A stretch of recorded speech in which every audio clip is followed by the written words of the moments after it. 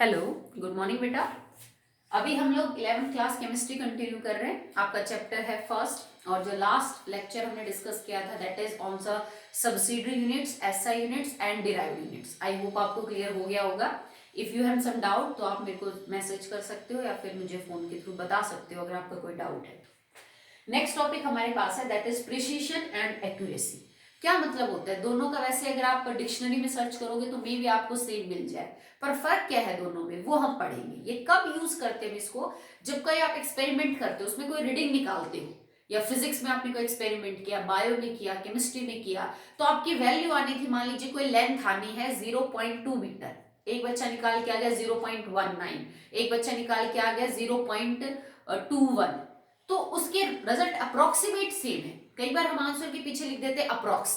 ठीक है, जब बेटा एक्सपेरिमेंट किए जाते हैं उन वैल्यूज को आगे कहीं यूज करना होता है, तो अगर आप अप्रोक्सीमेशन करेंगे तो आगे जाके आपका रिजल्ट गलत आएगा। मतलब एक दीवार की लंबाई 4 बच्चों ने मेजर की, चारों बार उनका रिजल्ट अलग आएगा। अलग से मेरा ये मतलब नहीं कि कोई 1 मीटर कोई 2 मीटर बोलेगा, कोई 2.1 मीटर बोलेगा, कोई 1.9 मीटर बोलेगा, कोई 2.2 मीटर बोलेगा, क्योंकि हो सकता है स्केल में, हो सकता है मापने के तरीके में थोड़ी बहुत एरर हो सकती है, जिसको हम ह्यूमन एरर बोलते हैं। कुछ इंस्ट्रूमेंट्स के अंदर भी एरर हो सकती है, ठीक है, जब आप मेजर करने जाए। तो जब बहुत छोटी छोटी वैल्यूज की वजह से आपका जो रिजल्ट है वो थोड़ा अलग दिखे, तो वहां पे हमें ये दो टर्म यूज करनी पड़ती है, what is precision and what is accuracy. एक बच्चे ने रिजल्ट निकाला, दूसरे ने निकाला, किसका रिजल्ट प्रिसाइज है और किसका जो रिजल्ट है वो एक्यूरेट है, इन दोनों में क्या फर्क है? ओके, सो प्रिसिशन क्या होता है? इफ योर आपका जो डाटा आपने आंसर जो भी निकाला किसी भी यूनिट में है, वो मास है तो वो लंबाई है तो वो वॉल्यूम है तो वो प्रेशर है, तो कुछ भी हो उसकी कोई तो वैल्यू होगी, कोई तो मैग्नीट्यूड होगा, ठीक है। तो values of different measurements close to each other, ठीक है। जैसे मान लो आप मास मेजर कर रहे हो, 4 बच्चों ने या फिर आप ही ने 4 बार मेजर किया, एक चीज का मास आपने 4 बार मेजर किया। एक बार आपका वजन आया मान लीजिए 1.1 केजी, एक बार आपका आंसर आया 1.2 केजी, एक बार आपका आंसर आया 1.3 केजी। ओके, आपने सेम चीज का वेट किया विद द सेम इंस्ट्रूमेंट और आपका तीनों बार 0.1 के हिसाब से डिफर करेगा। Values of different measurements close to each other, मतलब इन तीनों का मेजरमेंट की जो वैल्यू आपस में क्लोज है। यूं तो नहीं है ना कि एक बार 1.1 और एक बार 1.9 आ गया, आपका आ तो पास ही रहा है, ठीक है। या आप यूं कर लीजिए बेटा, क्योंकि आपने केजी में यूनिट ले ली तो थोड़ी फिर भी बड़ी लगेगी, आप इनको एमजी ले लीजिए, क्योंकि केजी में तो पॉइंट से फर्क पड़ जाएगा, 100 ग्राम का फर्क पड़ गया, आप एमजी ले लीजिए इनको, ठीक है। 1.1 मिलीग्राम, 1.2 मिलीग्राम और एक बार आया आपका 1.3 milligram. Values of different measurements are close to each other, एक दूसरे के पास भी है, ठीक है, but individual values may not be close to each other. पर देखो आप ये कह सकते हो कि जैसे इसमें तो ये केस हो गया कि आपने 1.1 लिया, 1.2 लिया, 1.3 लिया, ये आपस में भी एक दूसरे के क्लोज है, ठीक है। Values of different measurement are close to each other and close to average value of individual values may not be। देखो इसको यहां तक पढ़ो पहले आप, कि डिफरेंट मेजरमेंट्स की वैल्यू जो है वो आपको पास पास मिलेंगी, और ये जो वैल्यूज है ना that are close to the average value, और वो आपको एवरेज वैल्यू के भी पास मिलेंगे। अब इनका एवरेज कैसे निकालोगे आप? 1.1, 1.2, 1.3, 4, 5, 6 और ये हो गया 3.6। एवरेज निकालने के लिए 3.6 को मैंने किससे भाग दे दिया? 3 से। मेरा आंसर आ गया 1.3 मिलीग्राम, ठीक है। आपने क्या किया? 1.1, 1.2, 1.3 को ऐड किया, 3.6, 3.6 को मैंने 3 बार किया तो मैंने इसको 3 से भाग कर दिया, आपका आंसर आ गया 1.3 मिलीग्राम। ओके, तो ये क्या कहता है कि जब आपकी डिफरेंट मेजरमेंट्स की वैल्यू एवरेज वैल्यू के क्लोज हो, देखो अब 1.1, 1.2, 1.3 तो मेरी एक रीडिंग ही थी, और इनका जो एवरेज आ रहा है वो भी इनसे मैच कर रहा है, बहुत ज्यादा फर्क नहीं है, but individual values may not be close to each other. अब ये वाली जो चीज है ना, ये कह रहा है कि क्लोज नहीं भी हो तो कोई प्रॉब्लम नहीं है। जैसे ऐसा भी हो सकता है बेटा कि 1.1 की बजाय यहाँ पे 1.4 आ जाता, इससे आगे 1.6 आ जाता, ठीक है, पर उनकी जो एवरेज वैल्यू है ना वो इनके क्लोज होनी चाहिए, और हो सकता है कि जो इंडिविजुअल वैल्यूज हैं वो थोड़ी बहुत पास या दूर हो तो भी कोई दिक्कत नहीं। तो इस चीज को हम बोलेंगे कि भाई इसकी रीडिंग में प्रिसिशन है, इसकी रीडिंग में क्या है? प्रिसिशन है। अब देखिए, values of different measurements close to the correct value. अब करेक्ट वैल्यू का क्या मतलब है, मान लीजिए तुम्हारी जो लंबाई है ना एग्जैक्टली वो 10.2 मिलीमीटर है। भाई आपने कोई चीज की लंबाई मेजर करनी है और उसका जो एग्जैक्ट डाटा है दैट इज 10.2 मिलीमीटर, और आपने 3 बार मेजर किया। Values of different measurements are close to the correct value. आपका एक बार आंसर आया 10.1 मिलीमीटर, आपका दूसरी बार आंसर आया 10.2 मिलीमीटर, और अगली बार आपका आंसर आ जाए मान लीजिए 10.21 मिलीमीटर। मतलब जो वैल्यू करेक्ट है, जो एक्चुअली में उसका डाटा होना चाहिए 10.2, उसके आपकी वैल्यू क्या है, बहुत ही पास है। But the individual values may not be close, पर ऐसा भी हो सकता है, जैसे मैंने तो क्या कह दिया कि भाई जो आपकी वैल्यूज है ना ये इसके काफी पास है, पर ये यूं कह रहा है कि जब आप इनका एवरेज निकालो ना तो वो एवरेज इसके पास हो सकता है कि जो आपकी ये जो इंडिविजुअल वैल्यूज हैं वो पास पास हो भी सकती हैं और वो पास पास नहीं भी हो सकती हैं। ये थोड़े से कंफ्यूजिंग होते हैं, आपको लगेगा कि कब प्रिसिशन हो रहा है कब एक्यूरेसी हो रही है।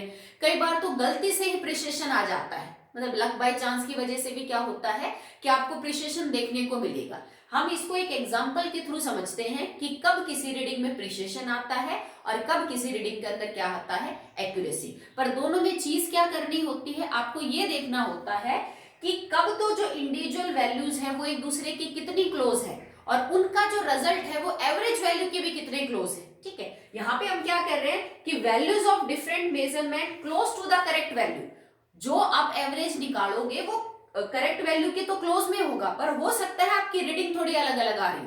कई बार ऐसा हो जाता है ना कि भाई आपने 5 बच्चों के नंबर लिए, पांचों के बच्चों के नंबर में डिफरेंस है, ठीक है, पर आपने जो उनकी एवरेज निकाली वो आपके कहीं बीच में बैच कर रही है। ठीक है, तो अब इसको एक एग्जांपल ले लेते हैं फिर उससे समझेंगे।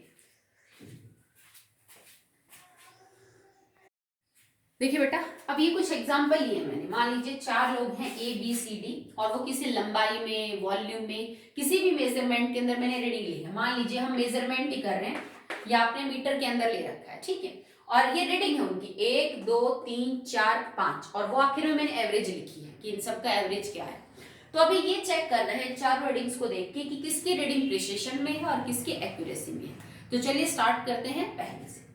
देखो 10.3, 10.4, 10.5, 10.6, 10.7, मतलब इसकी रीडिंग आपस में मैच कर रही है दूसरे से, बहुत ज्यादा डिफरेंस नहीं है।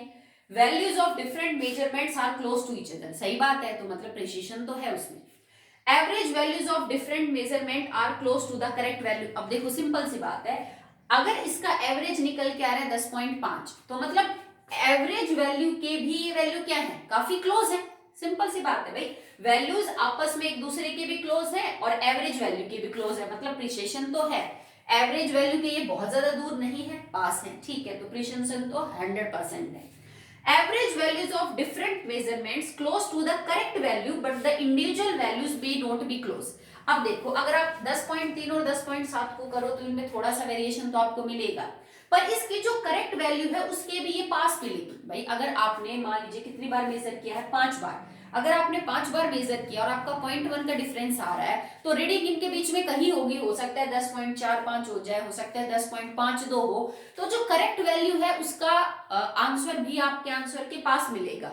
और ये जो सारी वैल्यूज हैं ये भी एक दूसरे को मैच कर रही है, तो यहाँ पे एक्यूरेसी भी है। ठीक है, तो फर्स्ट कंडीशन में दोनों चीजें हो रही है, जो डाटा नोट किया गया है वो एक्यूरेट भी है और वो प्रिसाइज भी है, मतलब रीडिंग आपस में भी एक दूसरे के पास है, रीडिंग एवरेज वैल्यू से भी मैच कर रही है, और जो करेक्ट वैल्यू होगी, ठीक है, ये जरूरी नहीं है कि जो एवरेज वैल्यू है वो करेक्ट हो। मान लीजिए आपकी एवरेज वैल्यू से करेक्ट वैल्यू डिफर कर जाए और आपकी करेक्ट वैल्यू हो 10.43, ये लगा लो, तो ये इसके भी पास है।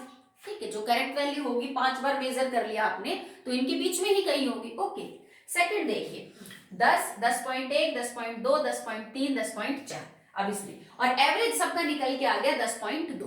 तो सेकंड केस के अंदर क्या हो रहा है बेटा, इसकी जो एक्यूरेसी है ना वो तो पुअर है और इसकी प्रिसिशन अच्छी है।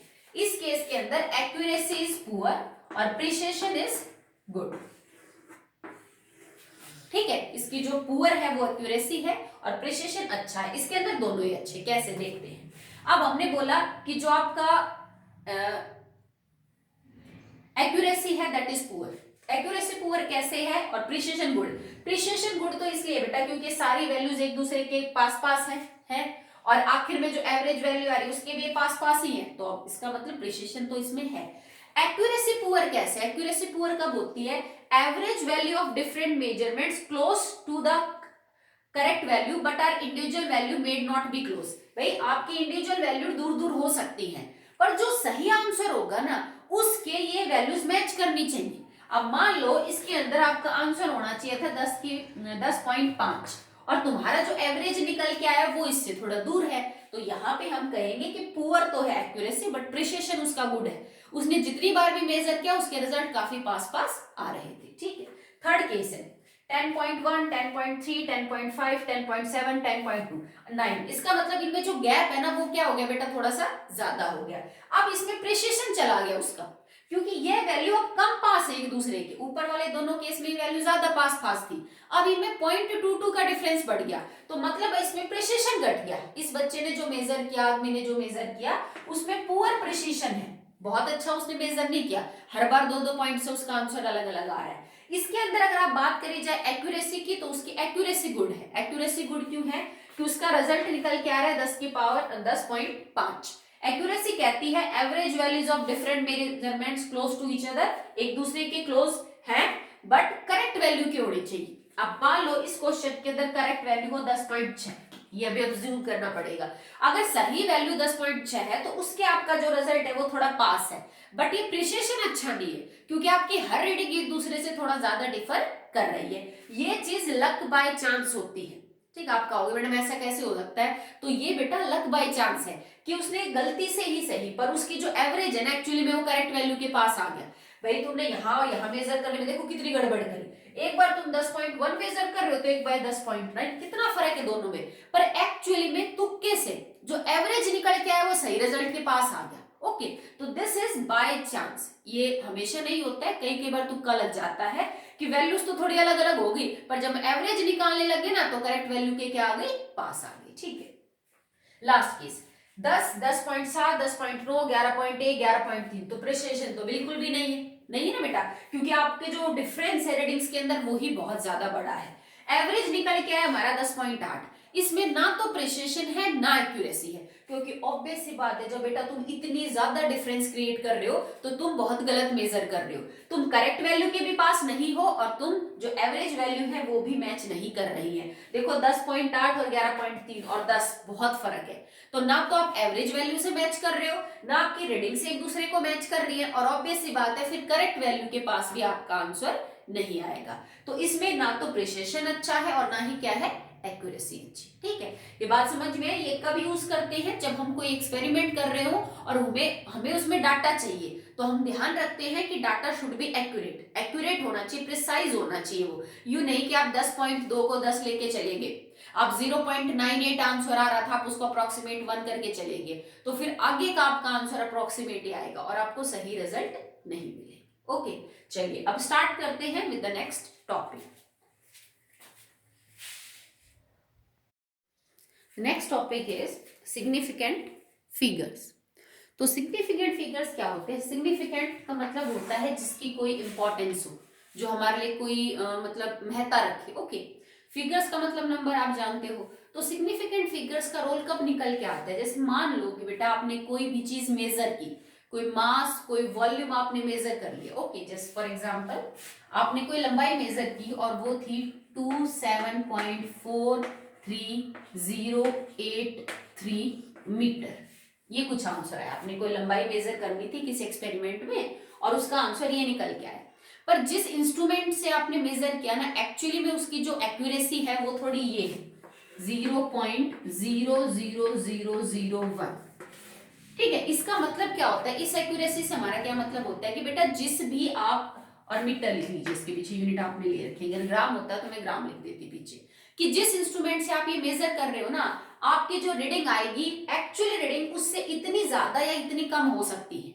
ये बेटा यूं समझ लीजिए कि किसी भी इंस्ट्रूमेंट के अंदर, इसको हम ही बोल देते हैं कि इंस्ट्रूमेंटल एरर है, समझ रहे हो आप बात, कि आप जैसे मान लीजिए हमारे घर में तखड़ी होती है ना, या फिर कोई और वो जो तराजू होते हैं जो सब्जी तोल के देते हैं, किराने की दुकान पे होते हैं। अब स्तंभ पे थोड़ा बहुत तो वेरिएशन आपको मिल जाएगा, एकदम एग्जैक्ट तो नहीं होते ना, सब नहीं होते। तो आप जिस इंस्ट्रूमेंट से मेजर कर रहे हैं उसकी जो एक्यूरेसी है ना वो इतनी है, इसका मतलब ये है कि आपका रिजल्ट इस वैल्यू से ऊपर इतना या नीचे हो सकता है, बहुत ज्यादा वेरिएशन नहीं करेगा, पर हाँ इतना ऊपर नीचे जरूर चल सकता है। सोच के देखो, आपका आंसर आ रहा है 27 मीटर समथिंग, और 27 मीटर में आपका जो रिजल्ट इन्फ्लुएंस हो सकता है वो 0.0001 मीटर हो सकता है तो बहुत कम, पर ये उस इंस्ट्रूमेंट की एरर है, ठीक है। तो इसका मतलब ये हुआ कि या तो मेरा एग्जैक्ट रिजल्ट जो है करेक्ट वो इससे बड़ा इतना या छोटा है, तो या तो ये पॉसिबल है 27.43083, इसमें से आप ये कर दीजिए 0.00001, यहाँ पे मैं कर रही हूँ प्लस, तो आपका आंसर आ गया 480347 तो या तो मेरा करेक्ट आंसर ये हो सकता है।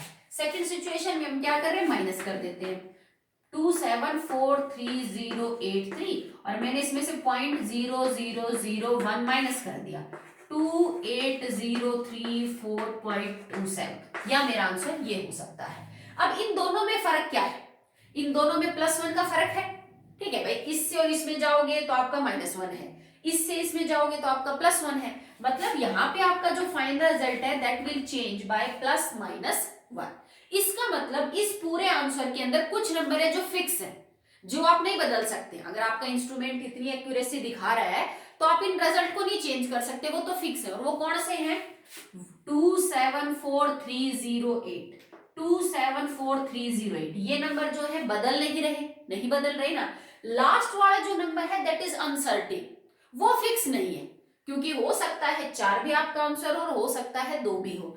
तो ये last number is uncertain according to this. अगर आपने यह है, हो सकता है किसी इंस्ट्रूमेंट की एरर 0.001 हो, तो फिर आंसर थोड़ा अलग आ जाएगा, ठीक है, ये समझाने की बात है। तो ये है सर्टेन नंबर, दिन को उनको बोलते हैं सर्टेन, भाई ये तो फिक्स है, ये चेंज नहीं हो गया आपके। और ये लास्ट वाला नंबर है, इसको हम बोलेंगे अनसर्टेन, क्योंकि ये बदल रहा है, ठीक है। तो किसी भी नंबर के अंदर किसी भी रिजल्ट में सारे सर्टेन नंबर और सारे अनसर्टेन नंबर, मतलब पूरे certain number included the last number that is not certain, उन सारे नंबर्स को हम सिग्निफिकेंट फिगर बोलते हैं। ये नहीं कि 4 और 2 हो रहा है मैडम इसको हटा ही दो, नहीं हटा नहीं सकते बेटा, ठीक है। तो इसमें तो फिर तो फर्क आ जाएगा, किसी बच्चे का आंसर 27.4308 आ जाएगा और किसी बच्चे का 274308 अब इसमें तो फर्क आ गया ना, तो हटाना नहीं है। तो जितने भी सर्टेन नंबर है प्लस में वो नंबर जो कि अनसर्टेन है लास्ट वाला, उन सबको मिला के हम क्या बोल देते हैं, सिग्निफिकेंट फिगर, ठीक है। जैसे कि ये नंबर है 1.637, ये कुछ है, तो इसमें कितने हुए टोटल सिग्निफिकेंट फिगर 1 2 3 4 5, आपका आंसर हो जाए 752.24, 1 2 3 4 5, इसमें कितने सिग्निफिकेंट फिगर है 5। मतलब ये हमारे लिए इंपॉर्टेंट है, आप इनको इग्नोर नहीं कर सकते, बात समझ रहे हो।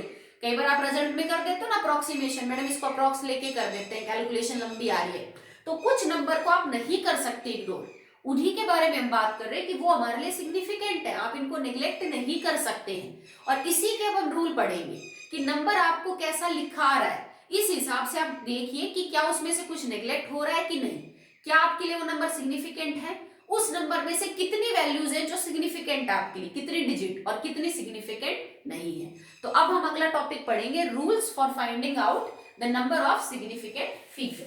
ये रूल आप याद करेंगे तो आपको पता चल जाएगा कि किसी भी डिजिट के अंदर, किसी भी बड़ी डिजिट के अंदर कितने सिग्निफिकेंट फिगर होंगे। रूल्स पढ़ रहे हैं, rules for finding number of significant figures. Okay, चलिए स्टार्ट करते हैं। Number 1, all non zeros as well as zeros between the non zero digits are significant. इसका मतलब क्या है, जितनी भी जीरो आएंगी बिटवीन नॉन जीरो डिजिट्स, ठीक है, जितनी भी जीरोस होंगी, all non zero digits as well as zero digits between two non zero digits will always be significant. Zeros between non-zero digits and non-zero digits between non-zero zero digits are significant. इसका मतलब समझिए आप इसको short में यूं भी कर सकते हैं, ऑल जीरो और non zero digits between two non zero digits are significant. मतलब अगर कोई भी जीरो या नॉन जीरो नंबर आ रहा है पर पहला और आखिरी जो नंबर है आपके डिजिट के अंदर वो नॉन जीरो है, तो वो सारे सिग्निफिकेंट होंगे। जैसे मैंने नंबर लिखा 1 2 3 4 5 0 3 8, ये लिखा, पहला नॉन जीरो, आखिरी नॉन जीरो। अब दो नॉन जीरो के बीच में चाहे कोई जीरो आ रहा हो, कोई नॉन जीरो जीरो, इसमें जीरो भी आ रहा है, नॉन जीरो भी आ रहा है, वो सब सिग्निफिकेंट है। तो 1 2 3 4 5 6 7 8, इसमें टोटल 8 सिग्निफिकेंट फिगर है। मैं एक नंबर लिखूं 5.004, ये भी नॉन जीरो, ये भी नॉन जीरो, फर्स्ट और लास्ट दोनों नॉन जीरो, इसके बीच में दोनों जीरो आ रहे हैं, नो प्रॉब्लम। 1 2 3 4 4 सिग्निफिकेंट फिगर है। 5.02803, ठीक है, first non zero, last non zero, बीच में ची जीरो आ रहा हो, ची नॉन जीरो आ रहा हो। 1 2 3 4 5 6 सिग्निफिकेंट फिगर। समझ आया कि अगर आपका जो डिजिट है उसका फर्स्ट लेटर, जो रकम का लास्ट लेटर, उनके डिजिट जो आपकी रकम दे रखी है उसका पहला और लास्ट नंबर अगर नॉन जीरो है, जीरो नहीं होने चाहिए बेटा, ठीक है, अगर वो नॉन जीरो है तो उनके बीच में कोई भी नंबर आ रहा हो, जीरो या नॉन जीरो, वो हमेशा सिग्निफिकेंट नंबर के अंदर काउंट किया जाएगा। क्लियर आपको? पहला रूल है, जितने प्रैक्टिस करोगे उतना समझ में आएगा। सेकंड क्या कहता है, zeros to the left of the first non zero digit. Zero to the left, या जीरोस भी हो सकती हैं, to the left of first non zero digits are not significant. अब आप इसका मतलब समझिए, zeros to the left of the first non zero digit is not significant. पहली नॉन जीरो डिजिट, मतलब आपकी पहली नॉन जीरो डिजिट, जैसे मान लीजिए ये है 1 है मेरा, अगर इससे लेफ्ट में कोई जीरो लगी हुई है, भाई राइट का मतलब इधर और लेफ्ट का मतलब इधर, अगर मैं इसके आगे 2 जीरो लगा दूं, मैथमेटिकली तो उस नंबर में कोई फर्क नहीं पड़ा ना, देखो अभी भी ये वही है, अगर आप मैथ्स के हिसाब से देखो तो ठीक है, बट सिग्निफिकेंट नंबर इसमें अगर आप 2 जीरो को ऐड कर दोगे तो गलत हो जाएगा। किसी भी पहली नॉन जीरो डिजिट के अगर लेफ्ट में कोई नंबर लगा रखा है जीरो, लेफ्ट में फिर जीरो, वो जीरो सिग्निफिकेंट नहीं होंगे। इस बात को आप यूं समझो, जैसे एक बच्चा लिख रखा है ये 501, एक बच्चे ने आंसर लिखा 501, एक बच्चा लिख रहा है 0501, एक बच्चा लिख रखा है 501 और 0, ये 3 नंबर लिखे बच्चों ने। अब है ये भी 501, है ये भी 501 और है ये भी, इसके आगे 2 जीरो लगा दो, 501। बट एक्चुअली में सिग्निफिकेंट फिगर सब में 3 ही है। आप यूं नहीं कहोगे मैडम इसमें तो 4 नंबर दिख रहे हैं, इसमें तो 5 नंबर दिख रहे हैं। हमने ये बोला 2 नॉन जीरो के बीच में जीरो है, उसका महत्व है। बट अगर आपने किसी नॉन जीरो, पहली नॉन जीरो रकम है आपके पास, देखो रकम में ना पहला नॉन जीरो डिजिट है, उसके आगे 1 लगा दिया, लेफ्ट में सॉरी जीरो, उसके लेफ्ट में अगर आपने जीरो लगा दिया तो उसका कोई मतलब नहीं निकलता। हाँ, राइट वाले का मतलब निकलता है। राइट वाले का क्यों मतलब निकलेगा?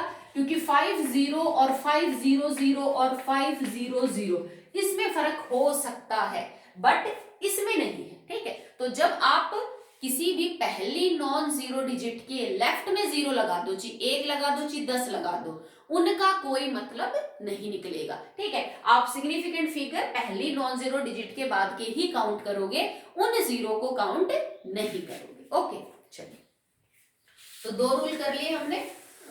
नेक्स्ट है, अगर लेफ्ट साइड वाले को काउंट नहीं करेंगे तो फिर जो राइट साइड में जीरो है उनको कैसे देखेंगे? तो राइट साइड में जो जीरो होती है that are significant. Third rule है, zeros to the right side. पर इसमें एक बात है जो आपको ध्यान देनी है, zeros to the right side of a decimal point. अब आप यहाँ पे डेसिमल पॉइंट जरूर लिखेंगे, zeros to the right side of a decimal point. पहले इस बात को समझो आप, ठीक है। जैसे मैंने लिखा 1.0, जैसे ये लिख दिया 15.00, ठीक है। ये डेसिमल के साइड में है, इसमें आप सिग्निफिकेंट जरूर लिखेंगे और सिग्निफिकेंट। कैसे समझेंगे इसको? अब 15.00 अगर आप इसको मैथ्स के हिसाब से देखें तो ये 15 ही है भाई, पीछे 2 0 या 3 0 लगाने का कोई मतलब नहीं निकलता, पर सिग्निफिकेंट फिगर में इसका मतलब निकलता है।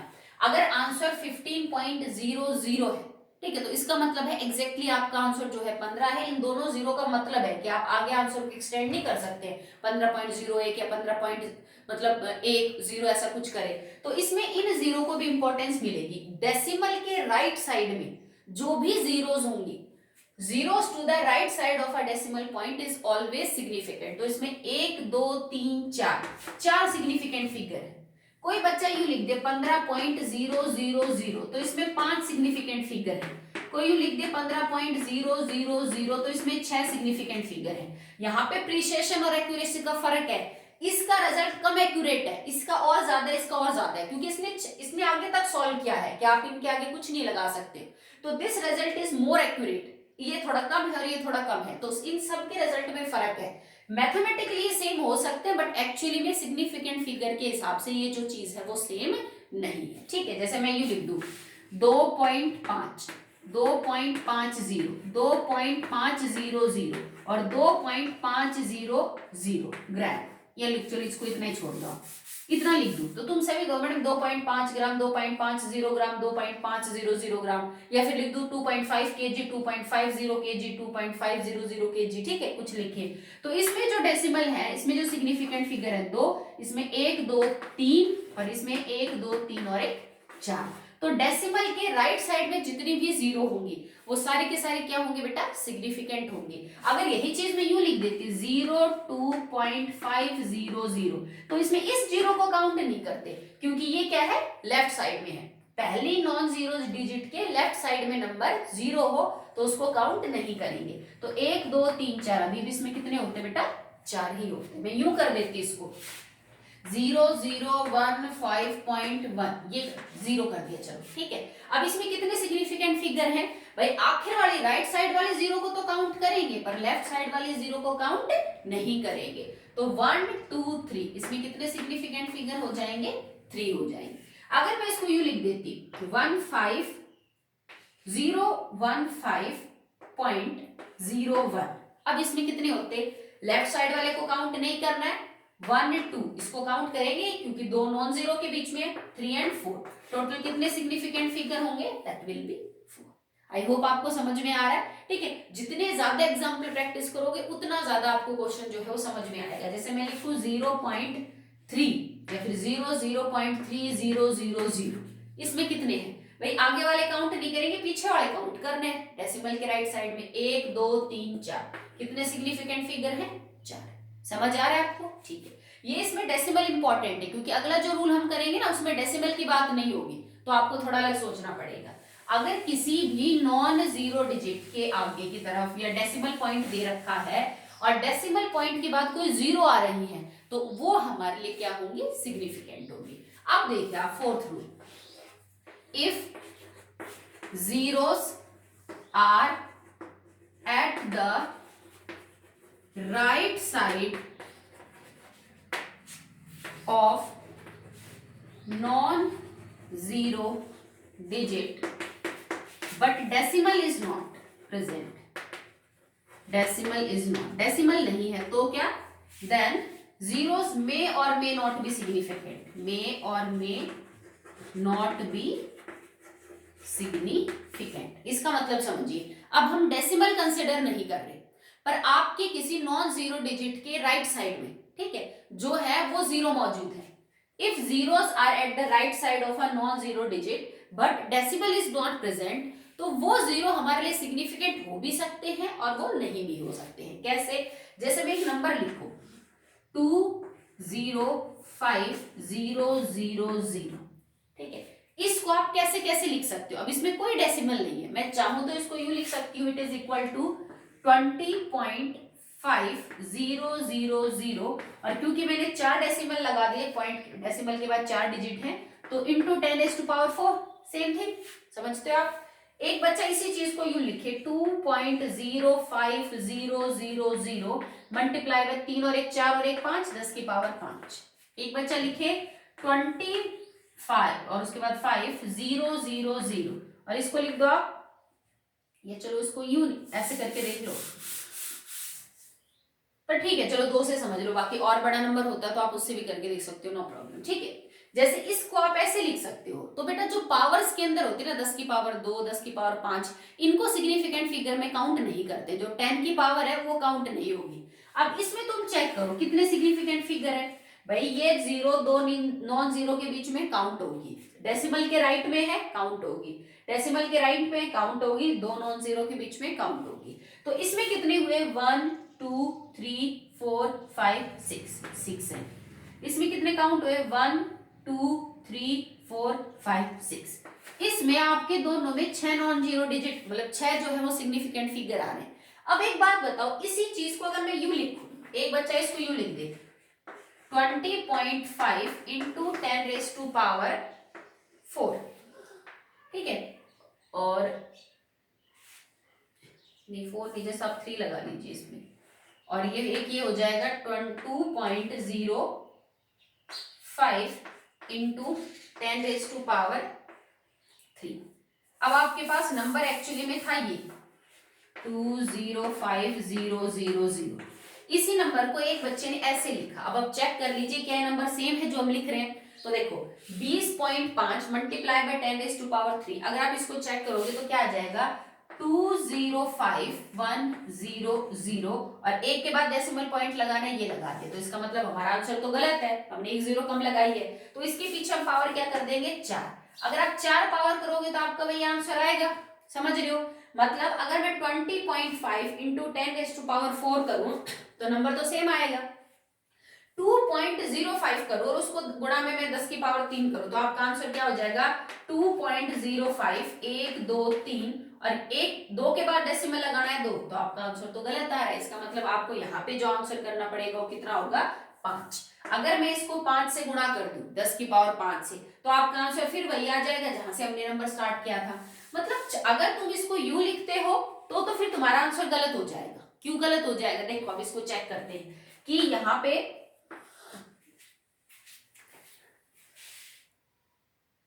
इस तरह का कोई केस आता है तो उसके अंदर सिग्निफिकेंट फिगर जो है वो अनसर्टेन होते हैं, मतलब आप उनको ढंग से नहीं समझा पाते कि कितने हैं। जैसे मैंने आपको यही बताया कि कोई बच्चा इसी नंबर को जो हमने चूज किया उसको ऐसे भी लिख सकता है, वो उसको ऐसे भी लिख सकता है, ठीक है। कई बार ऐसा भी होता है आप पावर सेम करके भी लिख सकते हैं, ये जरूरी नहीं है कि आप जो पावर है उनको अलग अलग करके लिखेंगे। जैसे इसमें मैंने किया कि आप इसको 4 से करेंगे, आप इसको 5 से करके देखेंगे तो आपका रिजल्ट जो है वो वैसा ही आएगा। अगर आप पावर भी मैच करना चाहते हो कि भाई हमें को तो पावर सेम करनी है, तो आप पावर सेम करके भी देख लो कि दोनों के लिए आप दोनों के पीछे 10 की पावर 4 लगा के देख लीजिए। जैसे एक बच्चा इसको यूं लिख रहा है 20.5000 इंटू 10⁻4, और एक बच्चे ने इसको यूं लिखा लाइक 2.05 000 एंड मल्टीप्लाई बाय 10⁻4, ठीक है। जैसे इसको लिखोगे तो आप जब इसके इसमें डेसिमल पॉइंट का हो जाएगा, चलो कोई नहीं, आप इसको यूं कर लो, 1 0 कम कर दो और गुणा में 10 की पावर क्या कर दो 4 कर दो, ठीक है। मैं नीचे से मिटा रही हूँ इसको थोड़ा समझाने के लिए, क्योंकि रूल आपको बता दिया है। इसमें आपको ये ध्यान रखना पड़ेगा कि जब पावर नोटेशंस यूज करते हैं तो सिग्निफिकेंट फिगर जो है वो बदल जाते हैं। जैसे पहले वाले में मैंने किया तो 2, अगर इसको मैं मल्टीप्लाई करती हूँ तो 20.5000, 4 जीरो इसके साथ मैंने गुणा में कर दी, और पहले ही पॉइंट के बाद हमारे पास 4 डिजिट थी तो मैंने पॉइंट के बाद 4 डिजिट लगाई, मेरा आंसर ये आ गया। फर्स्ट केस को हम सॉल्व करें। सेकेंड केस है 2.0500 गुणा में 10 की पावर 4 है, तो मैंने इसके पीछे 4 जीरो जोड़ दी, 1 2 3 4, और डेसिमल के बाद यहाँ पे 4 डिजिट थी तो हमने 4 के बाद लगाए 1 2 3 4, और आपका आंसर यह है 205,000 205। इसमें एक्चुअली में 1 मिनट बेटा, 1 सेकेंड, इसको चेंज करते हैं। देखिए इस नंबर को आप यूं चेंज कर लीजिए बेटा, उसमें फिर डेसिमल पॉइंट में गलती आएगी। जैसे मैंने एक नंबर लिखा, एक बच्चे ने सेम नंबर लेके चल रहे हैं 20500 इस नंबर को हम रिप्रेजेंट कर रहे हैं। एक बार हमने इस फॉर्म में लिखा 20.5000 इंटू 10⁴। एक बार हमने लिखा 20.500 इंटू 10⁴। एक बार हमने लिखा 20.50 इंटू 10⁴। भाई एक ही नंबर को चार बच्चों ने चार अलग अलग तरह से रिप्रेजेंट किया। 10 की पावर को हम काउंट करेंगे नहीं, तो यहाँ पे सिग्निफिकेंट फिंगर होंगे 1 2 3 4 5 6, यहाँ होंगे 1 2 3 4 5 और यहाँ होंगे 1 2 3 और 4। अब एक बार चेक कर लेते हैं क्या सारे नंबर एक ही चीज बता रहे हैं कि नहीं, क्योंकि नंबर ही अलग अलग है तो फिर तो आंसर ही अलग अलग हो गया बच्चों का। इसको मैंने सॉल्व करके दिखाया था कि इस नंबर को जब आप सॉल्व करेंगे, ठीक है, तो 205000 को आपने 4 से मल्टीप्लाई किया तो आपका यही नंबर आया।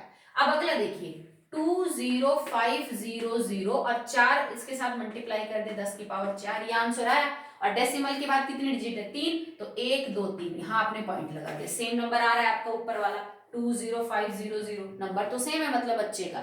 लास्ट वाला देखिए 20500, 4 0 लगा दिए 1 2 3 4, डेसिमल के बाद कितनी, सॉरी ये वाला कर रहे हैं, ठीक है, तो 2050 और उसके बाद हमने 4 डिजिट 0 लगा दी 10⁴ की, डेसिमल के बाद कितनी डिजिट है 2, तो आपने 2 के बाद पॉइंट लगा दिया, सेम नंबर आ गया।